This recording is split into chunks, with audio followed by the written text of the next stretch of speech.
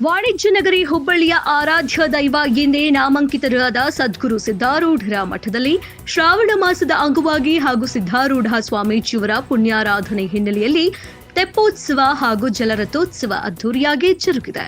ಎಲ್ಲೆಡೆಯೂ ಓಂಕಾರ ನಾದದಿಂದ ಸಿದ್ಧಾರೂಢರ ಮಠದಲ್ಲಿ ಹಬ್ಬದ ವಾತಾವರಣ ನಿರ್ಮಾಣವಾಗಿತ್ತು. ಸದ್ಗುರು ಸಿದ್ಧಾರೂಢರ 96ನೇ ವರ್ಷದ ಪುಣ್ಯಾರಾಧನೆ ಹಿನ್ನೆಲೆಯಲ್ಲಿ ಹಮ್ಮಿಕೊಳ್ಳಲಾಗಿದ್ದ ತೆಪ್ಪೋತ್ಸವದಲ್ಲಿ ಸಾವಿರಾರು ಭಕ್ತರು ಪಾಲ್ಗೊಳ್ಳುವ ಮೂಲಕ ಸಿದ್ಧಾರೂಢ ಶ್ರೀಗಳ ಕೃಪೆಗೆ ಪಾತ್ರರಾದರು. ಹೌದು, ನಗರದ ಸಿದ್ಧಾರೂಢರ ಮಠದಲ್ಲಿ ಪ್ರತಿ ವರ್ಷದಂತೆ ಈ ವರ್ಷವೂ ಟ್ರಸ್ಟ್ ಕಮಿಟಿ ಆಶ್ರಯದಲ್ಲಿ ನಡೆದ ತೆಪ್ಪೋತ್ಸವಕ್ಕೆ ವಿವಿಧ ಭಾಗಗಳಿಂದ ಸಾವಿರಾರು ಭಕ್ತರು ಸಾಕ್ಷಿಯಾದರು. ಇನ್ನು ಕಣ್ಣು ಹಾಯಿಸಿದ ಕಡೆಯಲ್ಲಿ ಜನಸಾಗರವೇ ನೆರೆದಿತ್ತು. ಓಂ ನಮಃ ಶಿವಾಯ ನಾಮಸ್ಮರಣೆಗಳು ಅನುಕರಣಿಸಿದ್ವು.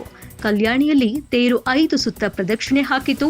ಕಲ್ಯಾಣಿಯ ಸುತ್ತ ಕಿಕ್ಕಿರಿದು ಸೇರಿದ ಭಕ್ತರು ಒತ್ತತ್ತಿ ಬಾಳೆಹಣ್ಣು, ಲಿಂಬೆಹಣ್ಣು ಎಸೆದು ಸ್ವಾಮಿ ಆಶೀರ್ವಾದ ಪಡೆದು ಕೃತಾರ್ಥರಾದರು. ರಾಜ್ಯ ಅಲ್ಲದೆ ಮಹಾರಾಷ್ಟ್ರ, ಗೋವಾ, ಆಂಧ್ರ ಪ್ರದೇಶದಿಂದ ಆಗಮಿಸಿದ ಭಕ್ತರು ಜಲರಥೋತ್ಸವದಲ್ಲಿ ಪಾಲ್ಗೊಳ್ಳುವ ಮೂಲಕ ಸಿದ್ಧಾರೂಢರ ಆಶೀರ್ವಾದ ಪಡೆದುಕೊಂಡರು.